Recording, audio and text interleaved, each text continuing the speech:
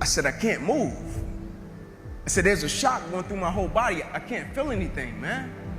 I still remember the day I was in the film room watching film, and I was watching the California Bears, and my defensive backs coach, Larry Slade, came in the room. He said, Inky Johnson, I got some good news for you. And I dropped the clicker, and I said, Coach, what is it?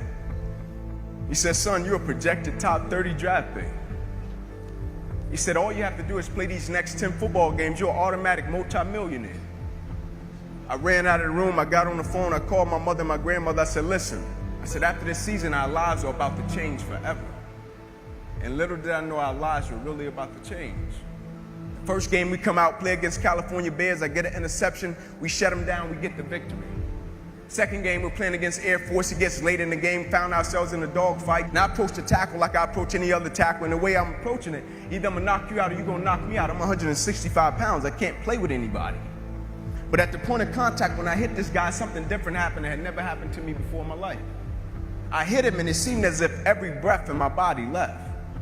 My body went completely limp. I fell to the ground. I blacked out.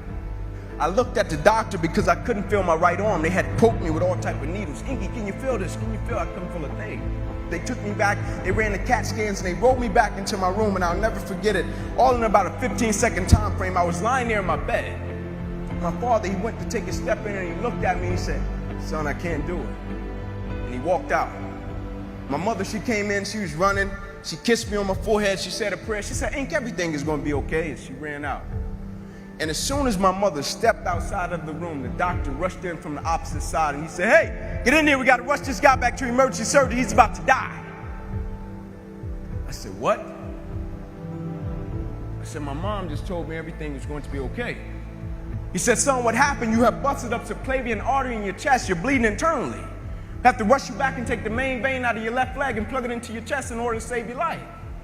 And when I woke up from recovery, the same doctor was standing over me. He said, Inky, I have some good news and some bad news for you. I said, you got some bad news for me? After telling him I was about to die, I'm still alive.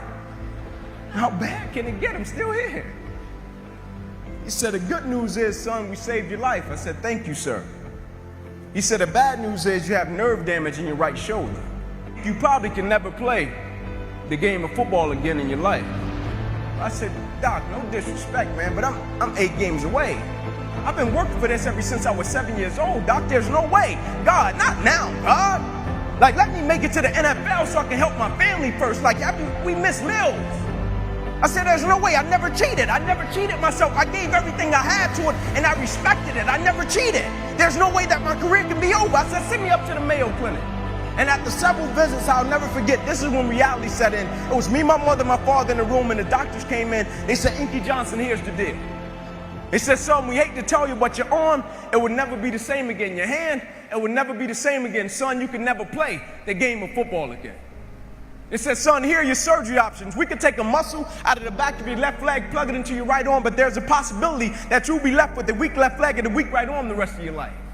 Or we could take a nerve out of your left arm, reroute it up to your chest, down into your right arm, but there's a possibility that you'll be left with 2 weak arms the rest of your life. Or we could take a nerve out of your left rib, reroute it up to your chest, down into your right arm, but there's a possibility that you'll be left with a breathing problem and a weak right arm the rest of your life. By the way, tell us what you want to do in the morning. And the next morning, I walked into the doctor's office. They said, son, what option did you choose? I said, no disrespect to you, doc. I'm not choosing an option. My situation is out of your hands. I said, no disrespect to you, doc. Cut me where you got to cut me. I said, I know I will come out of this situation okay. As I stand right here on this stage before you today, they cut me 6 times down my left thigh. They cut me 2 times across my right rib. They cut me 2 times across my right pec. They cut me 1 time across the left side of my neck, 1 time across the right side of my neck. They cut me from the bottom of my armpit all the way down to the bottom of my hand. And after they got through cutting on me, they said, son, you're going to be in this hospital for the next 40 days. I walked out of the hospital on the 3rd day. They said, you broke a record. How did you do it? And I said, first and foremost, the thing I want y'all to understand, I will never let a circumstance or a situation define my life.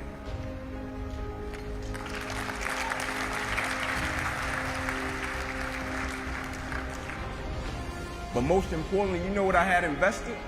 I had sweat equity. I had been working my whole life.